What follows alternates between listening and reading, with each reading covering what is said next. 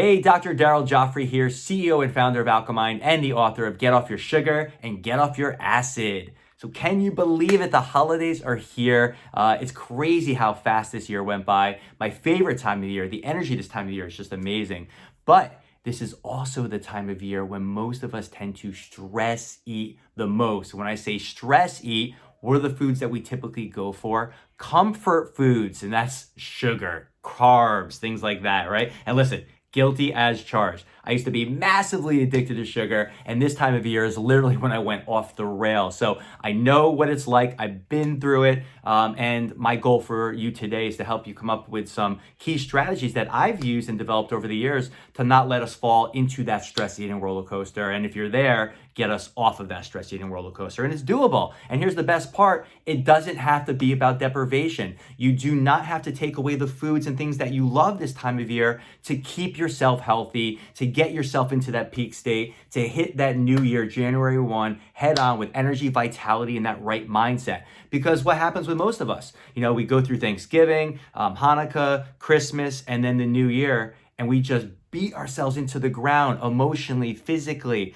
from all these unhealthy habits. So let's come up with a few specific things, some of my favorite biohacks when the sugar craving monster shows itself so that we don't fall into those unhealthy habits. So number one, we got to be prepared. We got to find our balance this time of year. Again, it's not about deprivation. It's about moderation. You can still enjoy things that you like, but we have to do it with that moderation concept. So if you're going out for dinner with friends and family, I think first and foremost, it's about taking some of the things away that we typically maybe would go for, like the bread basket. So I walk into the restaurant, I tell the waiter, don't even bring the bread basket to start because I love bread. That's my Achilles heel. I wouldn't eat one, I would eat the whole loaf. Literally, that hot bread comes out. So just don't even let it show up. Don't tempt yourself.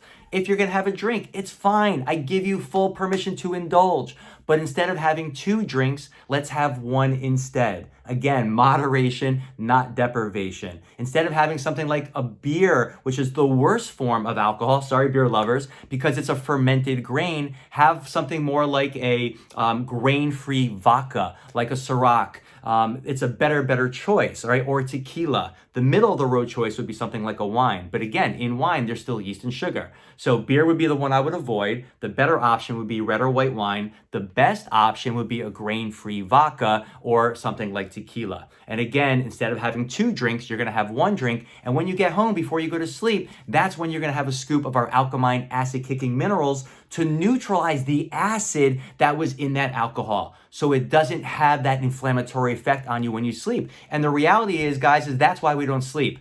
All right. It's not because you have a lack of a sleeping pill or potion or lotion. It's because your body's acidic, most acidic in the middle of the night, and your body's revving up its engines to neutralize the inflammation and acid that's not letting you get to that deep REM state. So every night before I go to sleep, scoop of minerals, mix it up, drink that. It takes 2 seconds, and that's going to help your body sleep better, regenerate, recharge, and get ready for the morning. And that leads me to my next step, which is we have to start our day off on the right foot. So we don't know what's coming that day. There could be a lot of curveballs thrown at us, especially now. Emotional stress, physical, and chemical stress, right? High levels and low levels. So we want to be prepared, anticipate that these things can happen. So that's why I wake up and the first thing I do is I get a green juice. It could be a fresh green juice. It could be one of our dehydrated green powders, the acid-kicking greens, whatever it is. It could be a green smoothie. Have something green, avoid the fruit. If it's a smoothie, you can throw something in like a green apple, which is lower sugar, or a pear, but that's the most of the fruit that you want in for this morning drink. And then what you do is you drink that, and that's gonna set the tone for the rest of the day. And typically it energizes you, it lowers inflammation, so it's gonna help you make better choices. Next, you wanna make sure that you're having all of your meals, okay? Ideally 3 meals a day, and if you're intermittent fasting, you can skip that morning meal, but you gotta make sure that you have lunch. Typically when we skip lunch is when people tend to go more for those stress eating snacks. So let's make sure we're having lunch and dinner, and if you are someone that's really having sugar cravings, I do recommend you having that extra meal in the morning so that your insulin levels don't go into the tank, which is something we call reactive hypoglycemia when we tend to go more for the sugar. Have some healthy snacks like macadamia nuts is one of my favorites. Brazil nuts, they're high in selenium, which is great for sugar cravings. They're great as an anti-cancer food, right? You can have something like a chia water, where you're getting a glass of water, 2 scoops of chia seeds, slice of lemon, let that sit for 5 minutes. The chia seeds will plump up. And not only is that fiber great for your gut, which is where 80% of your immune system lives, but they're also high in omega-3 fats. Why is that important? They lower inflammation. Plus, they're high in minerals like magnesium, which will kill that craving for sugar. So again, have these snacks and hacks ready to go. And one of my favorite hacks is my sugar craving shot. You're gonna get 1 tablespoon of apple cider vinegar, 1 teaspoon of cinnamon, 1/8 teaspoon of Himalayan salt or real salt, and then a slice of lemon or lime. Squeeze that in, and then you add a little bit of water to dilute it. And what that apple cider vinegar and cinnamon is gonna do, it is a great insulin stabilizer, and what it's also going to do is lower your fasting blood glucose. So it helps stabilize your blood sugar so we don't go for those sugary snacks. So if you feel that craving monster coming on, or just to stay ahead of it, have that mid-morning empty stomach, and it's a great hack to crush those cravings for sugar.